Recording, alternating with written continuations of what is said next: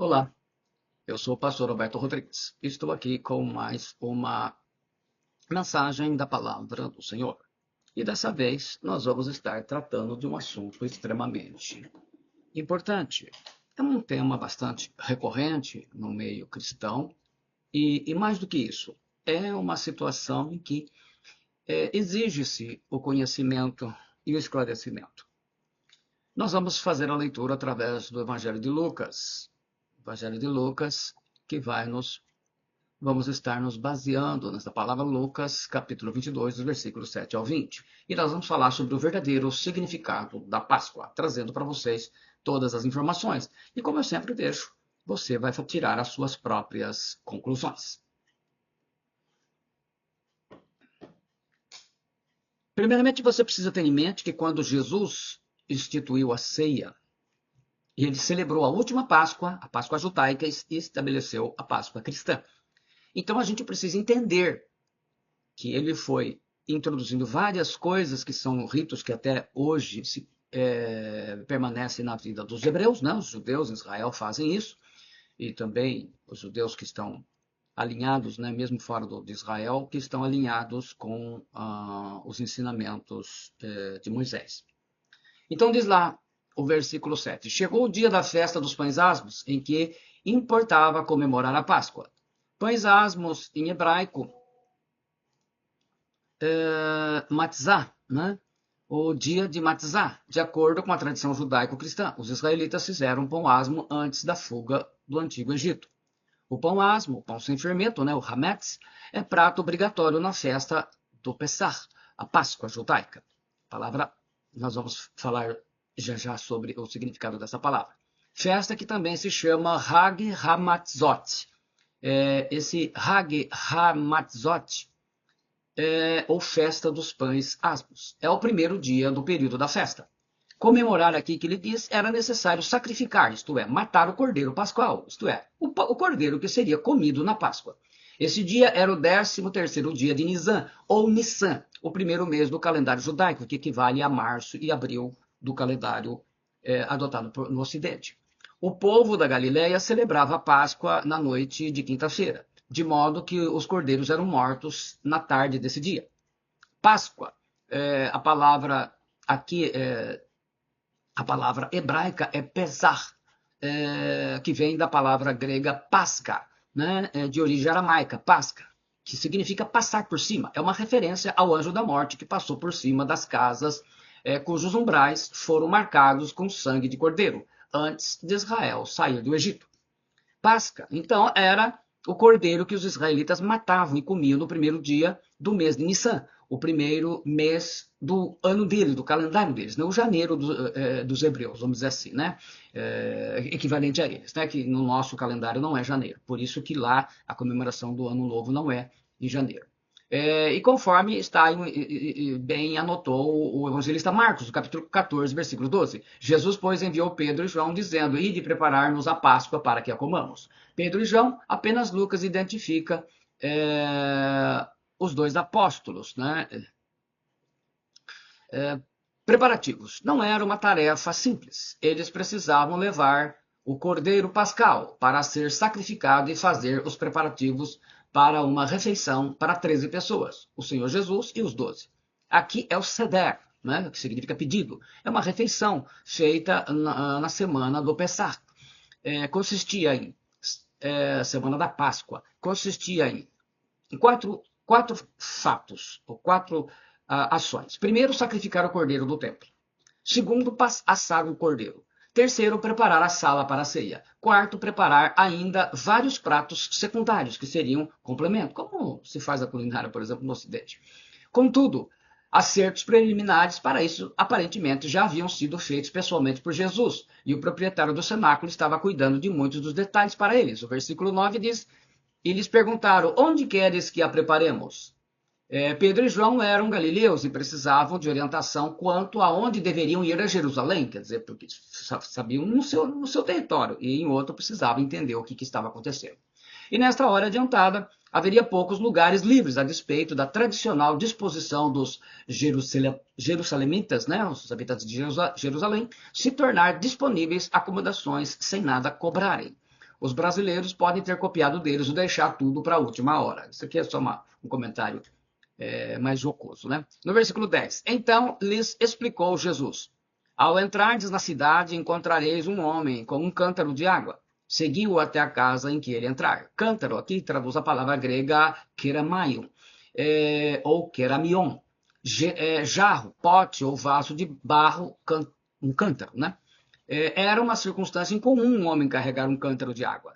Em geral, os homens carregavam baldes ou odres de água. As mulheres é que carregavam os jarros ou cântaros. De modo que um homem carregando um cântaro tenha sido algum tipo de sinal pré-arranjado e não seria difícil de ser notado, porque era uma coisa incomum para aqueles dias. Não havia um serviço tão moderno de água como nos nossos dias. Cristo revela tudo antes para ajudar na fé dos discípulos. Discipulado é treinamento, né? Isso a gente sempre está falando com os discípulos. Cristo conhece tudo e todas as coisas. No versículo 11 está escrito: e dizei ao dono da casa: o mestre manda perguntar-lhe onde é o aposento no qual hei de comer a Páscoa com os meus discípulos. Aposento aqui traduz a palavra cataluma. Aposento, uma sala de jantar, um alojamento, uma hospedaria. O que poderia ser mais claro do que isto? Cristo celebrou a Páscoa apesar de ser um dia antes do dia costumeiro em Israel. Porque ele, Jesus, seria o Cordeiro Pascal, imolado em 14 de Nissan. Como eu já disse, equivalente a março, período de março, mês de março e abril do nosso calendário. A natureza secreta da reunião indica que Jesus estava em busca de privacidade, pois nem a sua mãe Maria estaria presente. Os discípulos, os talmidim, em hebraico. No versículo 12, ele vos mostrará um espaçoso cenáculo mobiliado. Ali fazei os preparativos. A palavra cenáculo traduz a palavra grega, é uma tradução da palavra grega anogeon, que era uma ampla sala no andar superior da casa, toda mobiliada, tipo um sobrado, ou um refeitório, um restaurante na parte de cima da casa. Em geral, tem cerca de 15 metros de comprimento e 10 metros de largura, com várias pilastras nas paredes e 2 colunas no centro, que sustentava o teto em abóbada, né? Uma curva, como era costume. A gente vê até hoje os orientais gostam muito, né? Uma curva e côncava. Com muitos divãs ou almofadas, os convidados se reclinavam enquanto estavam comendo. No versículo 13, indo tudo, encontraram como Jesus lhe dissera e prepararam a Páscoa. Também como Jesus dissera em Lucas, na 19:32, e indo os que haviam sido mandados, acharam como lhes dissera. Os evangelhos registram o conhecimento especial de Jesus como uma das provas de que ele é o Messias. No versículo 14, chegada a hora, pôs-se Jesus à mesa e com ele os apóstolos. Chegada a hora, isto é, na nossa terça-feira, ao pôr do sol, que começava a quarta-feira dos judeus, conforme você pode ver, por exemplo, lá em Levítico 23:32, marcava o início oficial da Páscoa. Reclinaram-se à mesa. A última das 4 perguntas no moderno culto de Seder, que é um jantar dos hebreus, pela pessoa mais jovem presente é: em todas as outras noites nós comemos nossas refeições sentando ou reclinando. Por que nesta noite todos nós reclinamos? A resposta é que na época em que as perguntas foram estabelecidas, na liturgia do Seder, o jantar hebreu, os escravos estavam sentados em pé, enquanto apenas os cidadãos romanos livres reclinavam. Assim, na linguagem cultural romana, reclinar representava a liberdade da escravidão egípcia. No versículo 15, e disse-lhes: tenho desejado ansiosamente comer convosco esta Páscoa antes do meu sofrimento. Jesus queria preparar seus discípulos, os seus talmidins, por várias razões. Primeiro, ela representava a fundação da nação de Israel, conforme está lá em Marcos 14:17. Segundo, Jesus estava agora prestes a se tornar o verdadeiro Cordeiro Pascal, que seria sacrificado pelos pecados do seu povo, e, consequentemente, esta ceia pascual era a última a ser celebrada depois de muitos séculos, nos quais esperavam ansiosamente pelo Messias, como disse João Batista, em João 1:29. No dia seguinte, João viu a Jesus que vinha para ele e disse: eis o Cordeiro de Deus que tira o pecado do mundo. E terceiro, Jesus sabia que a ceia simbolizava a generosa dádiva de seu corpo e sangue para os discípulos, para obter a salvação para eles, inicialmente, né? Quarto, esta ceia pascal olhava com expectativa para as bodas do Cordeiro no céu, lá em Apocalipse 19, do 9 ao 10. Capítulo 16. Pois vos digo que nunca mais a comerei, até que ela se cumpra no reino de Deus. Se cumpra aqui o verbo grego pleiro, que significa cumprir, fazer a vontade de Deus, o Pai. Jesus, nesta refeição, a última ceia, acrescentou um significado considerável ao simbolismo já conhecido da Páscoa. O final e pleno cumprimento da Páscoa será revelado após o retorno de Jesus para governar em glória sobre a terra, no milênio. Lá o texto de Apocalipse 19, 9 e 10, entre outros textos. A morte de Cristo no dia seguinte, ela cumpriria o simbolismo da refeição pascal. A Páscoa era tanto um memorial da libertação do Egito, quanto um tipo profético do sacrifício de Jesus Cristo para salvar a humanidade, matar a raça de Adão e gerar os filhos de Deus pela graça. No versículo 17, dando sequência. E tomando um cálice, havendo dado graças, disse, recebei e reparti entre vós. Lucas menciona 2 cálices, nos versículos 17 e 20. Vamos entender. Os judeus, eles tomam 4 cálices que a tradição hebreia incorporou na Páscoa, desde 300 a.C., com base em Êxodo, capítulo 6, versículos 6 e 7. Portanto, diz aos filhos de Israel, eu sou o Senhor, e vos tirarei de debaixo das cargas dos egípcios, e vos livrarei da servidão, e vos resgatarei com braço estendido e com grandes juízos.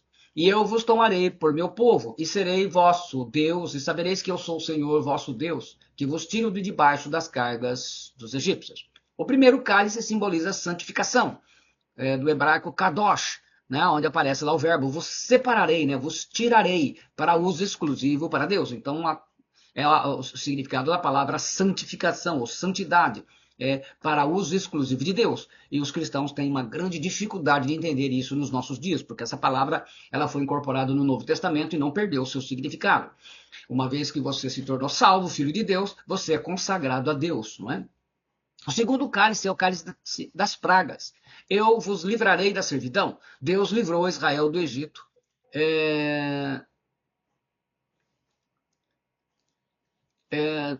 Do juízo do primogênito, né? Jesus nos livrou a todos nós do juízo eterno, através para todos aqueles que naturalmente que o confessam com sua boca, né? Nascem de novo, Romanos 10, 9, como seu Senhor, né? Terceiro cálice, o cálice da redenção, é o Gaal. Vos resgatarei, lá em Êxodo 6, parte C, do versículo 6. Redimir, comprar por um preço pago, na compra do escravo, para dar a ele liberdade. O quarto cálice, o último cálice, o cálice do louvor e da gratidão, da aceitação. E eu vos tomarei por meu povo, e serei vossos Deus. Assim é a ordem dos cálices durante o seder, o jantar, como é feito hoje a celebração da Páscoa entre os hebreus. A primeira situação, a mãe de família se levanta e acende as velas do candelabro. Segundo, depois o pai de família se levanta e abençoa o primeiro cálice. Vocês observam bem a importância da família na Páscoa, não é? O pai, a mãe e os filhos, eles mantêm esta ordenança divina da família. Boa parte foi repetido por Jesus nos versículos 17 e 18.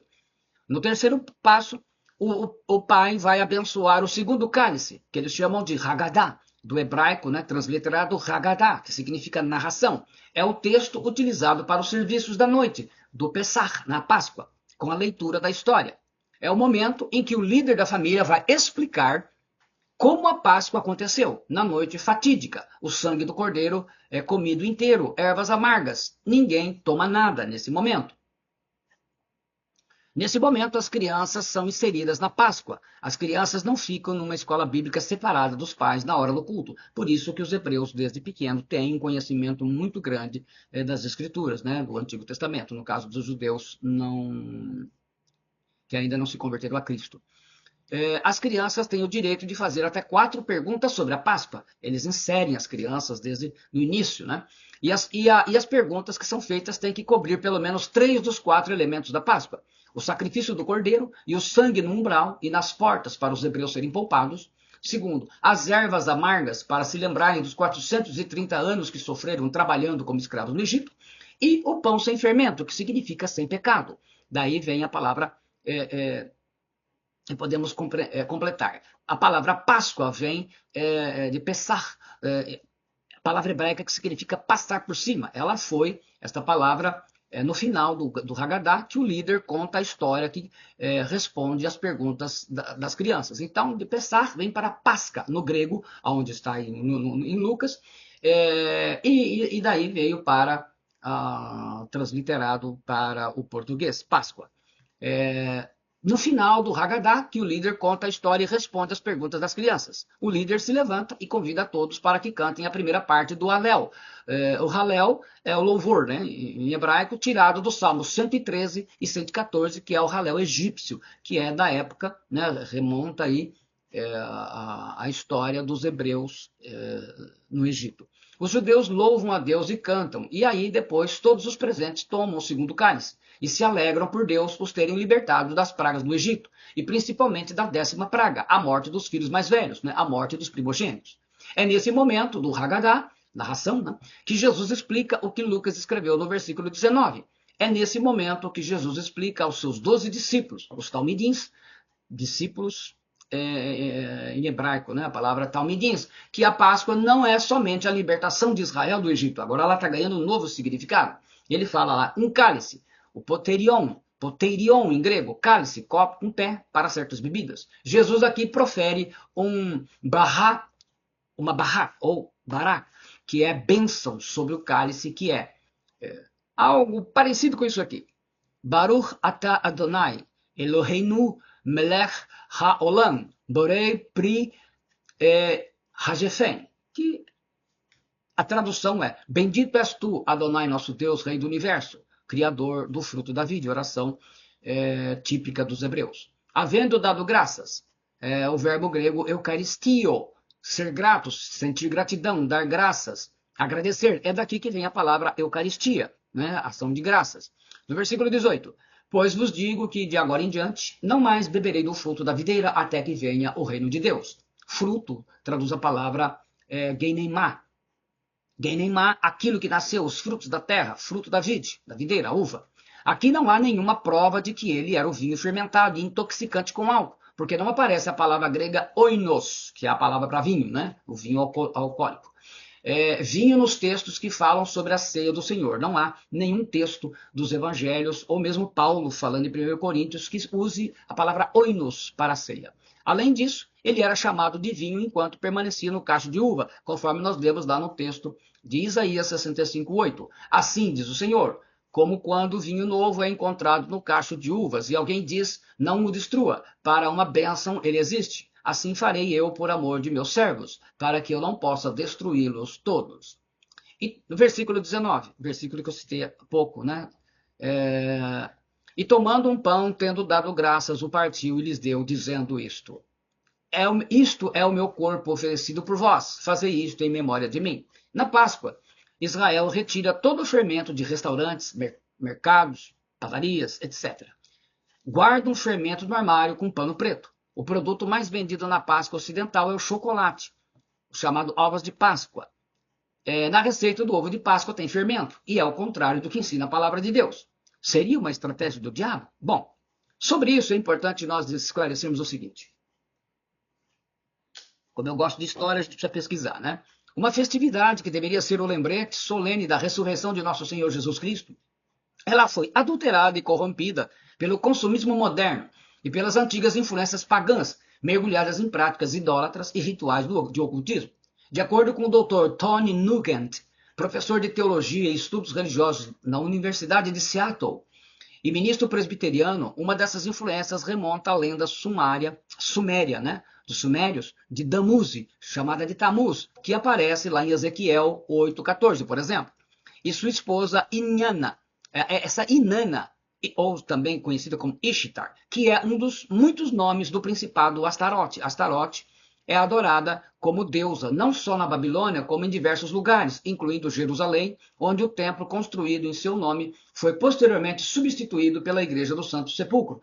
Ishtar, ou Astarote, faz parte de uma série de histórias de deuses que morrem e ressuscitam, representando o ciclo das estações e das estrelas. Outra perspectiva argumenta que a Páscoa era originalmente uma celebração da deusa da primavera, também conhecida como Ishtar, Ostara, Astarte, Eastre, Eostre, cujo espírito de renovação é celebrado no equinócio da primavera. Astarte, ou Astarote, que até mesmo o rei Salomão chegou a adorar no final de sua vida. A gente vê que situação, né? Os símbolos do coelho e do ovo associados a ela representam o início da primavera, fertilidade e renovação. A conexão entre Ishtar, ou Astarote, e a celebração da Páscoa nos dias de hoje é notável não apenas em sua história, mas também em uma curiosa coincidência linguística. Coincidência entre aspas.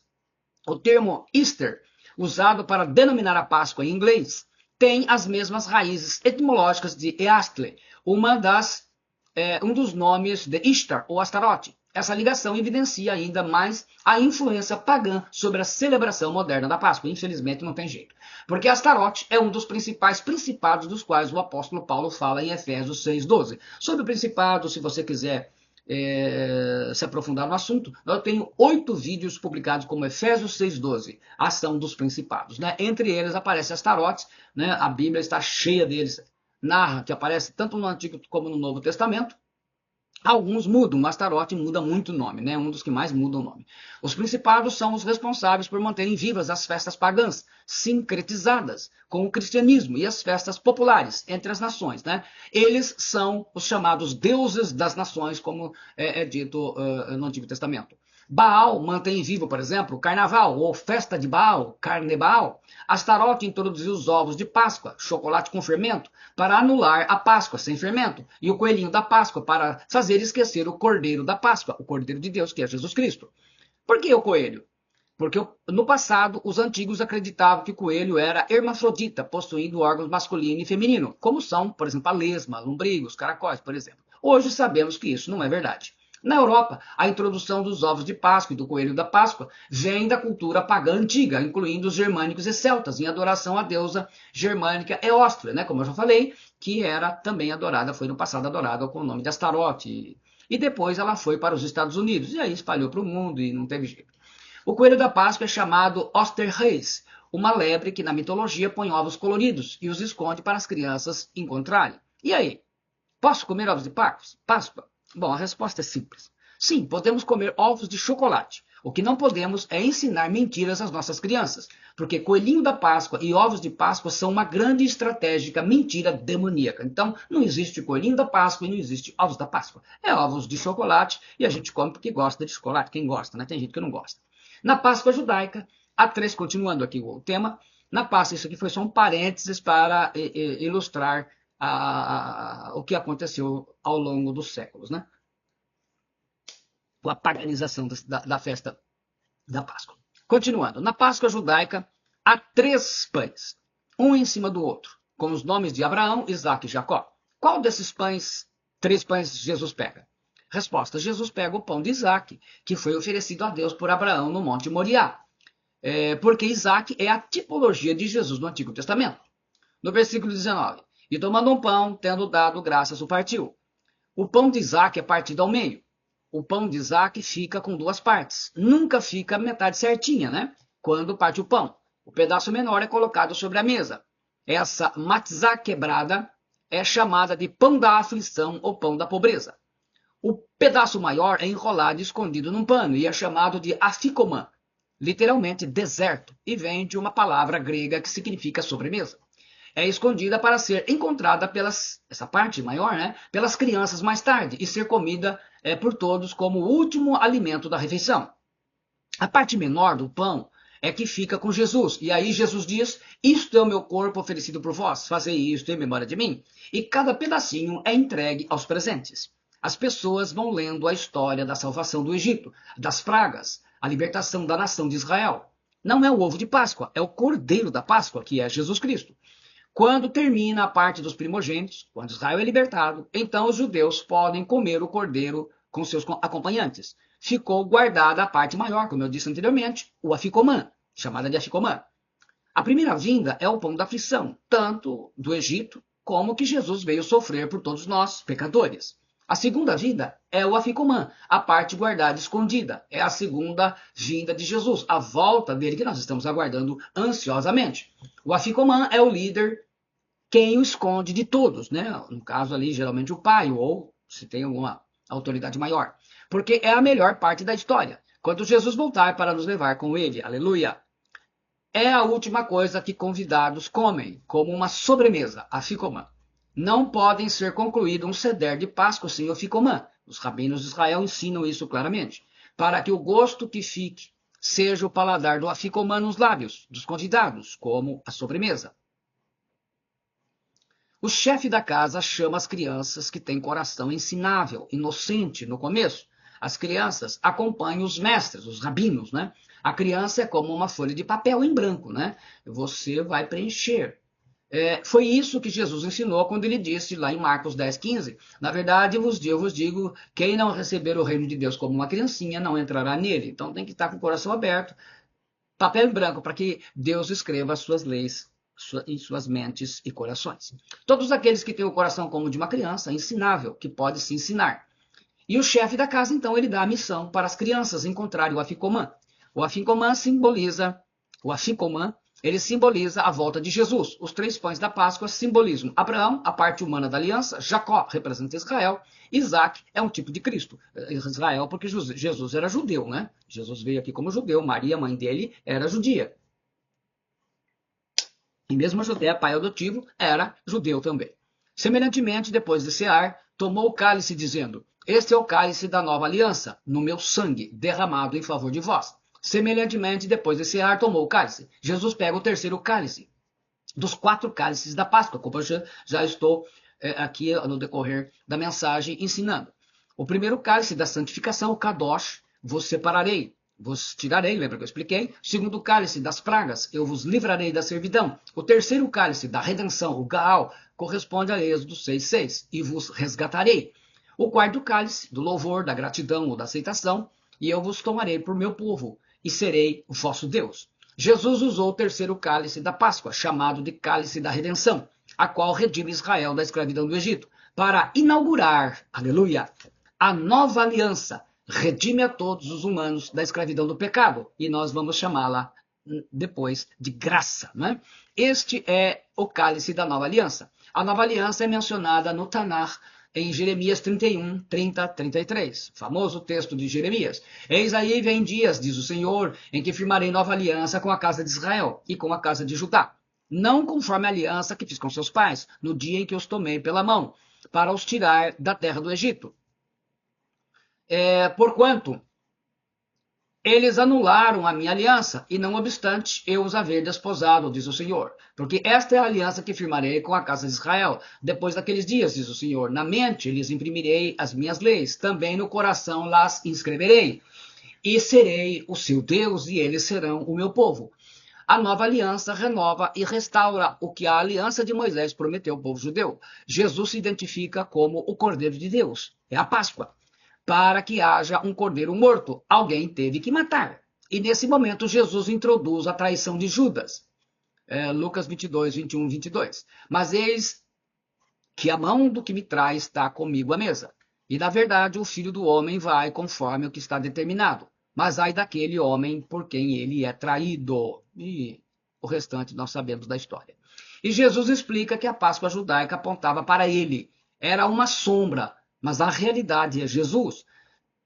Jesus distribuiu e manda seus discípulos também.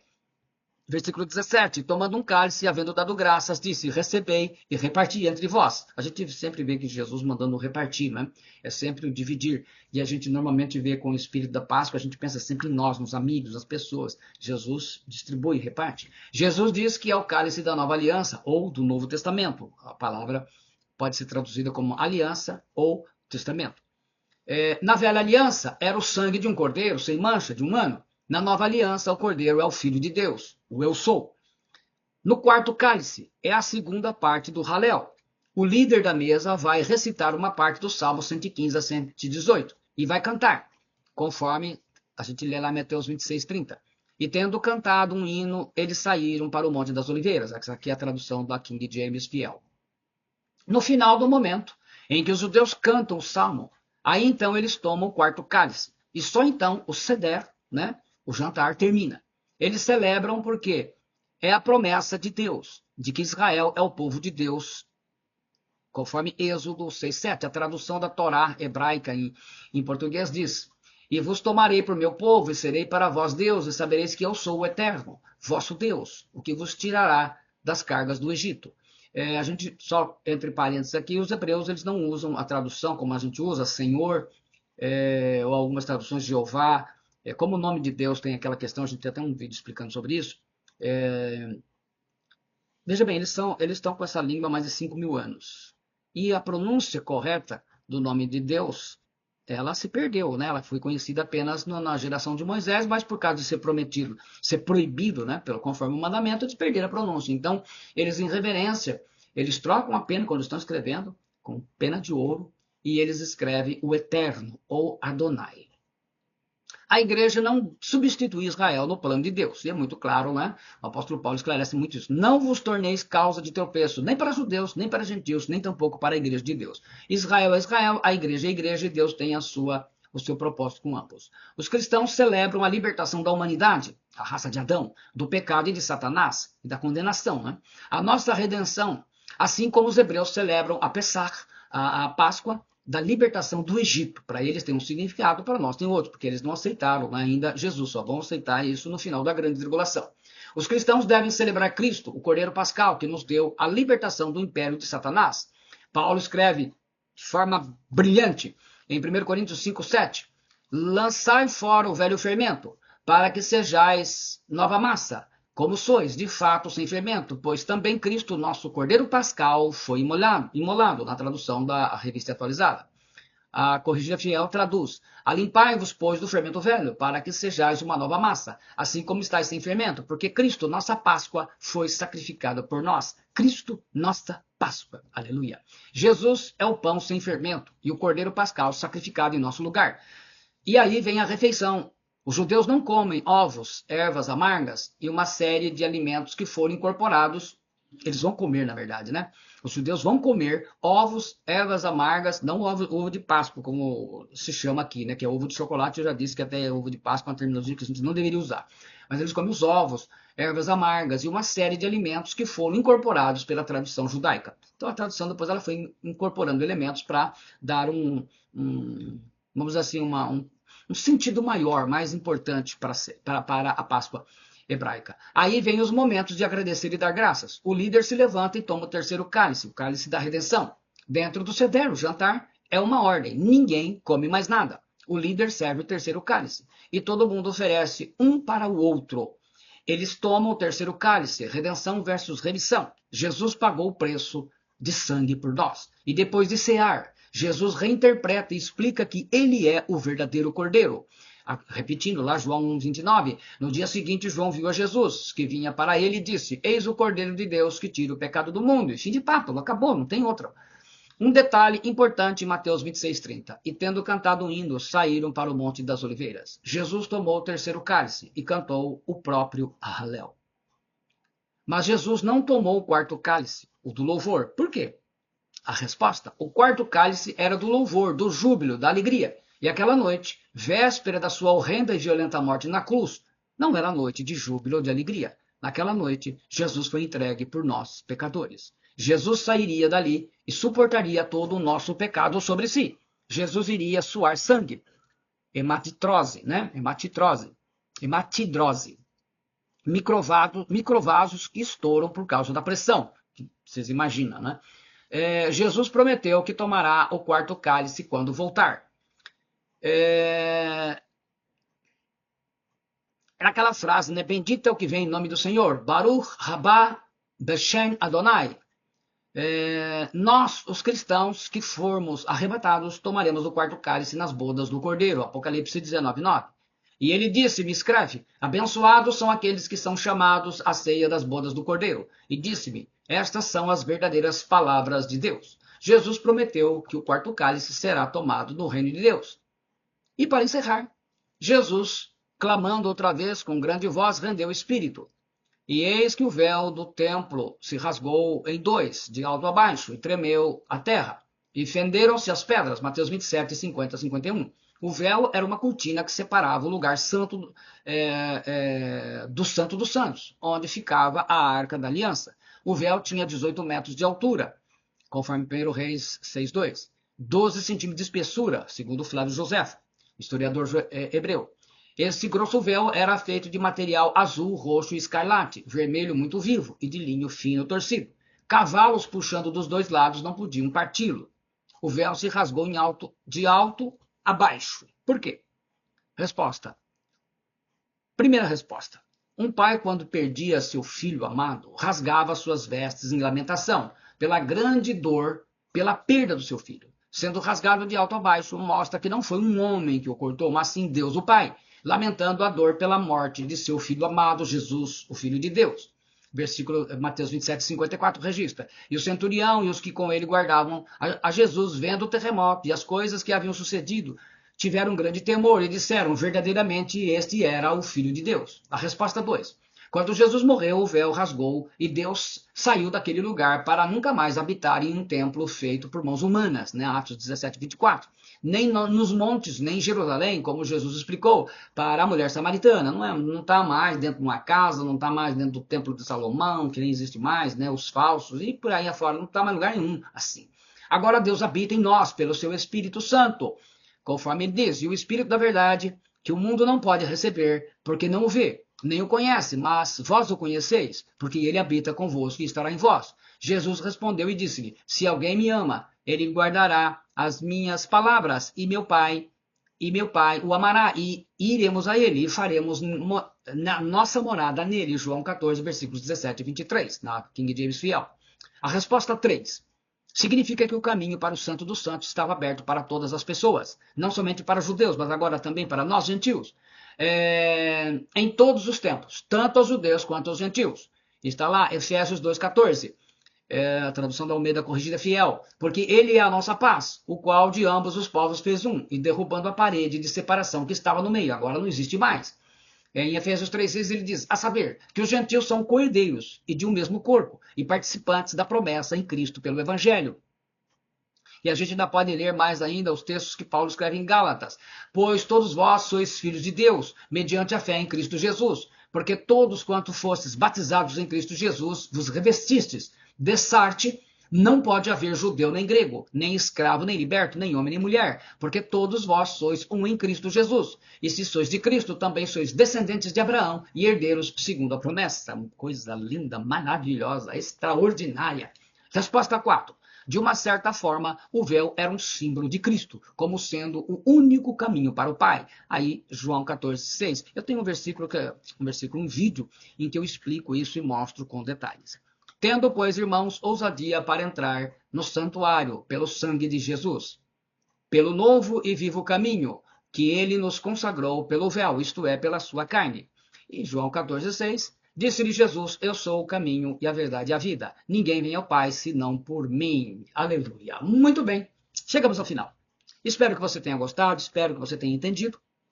Então a gente colocou os ensinamentos de Cristo no Evangelho, colocando também como era feito pelos judeus e para que a gente pudesse entender por que Cristo agiu dessa forma. Muito bem. Então, sendo aí também a Páscoa. Então, lembrando que a Páscoa ela fala de Jesus, ela fala do cordeiro, não de coelho.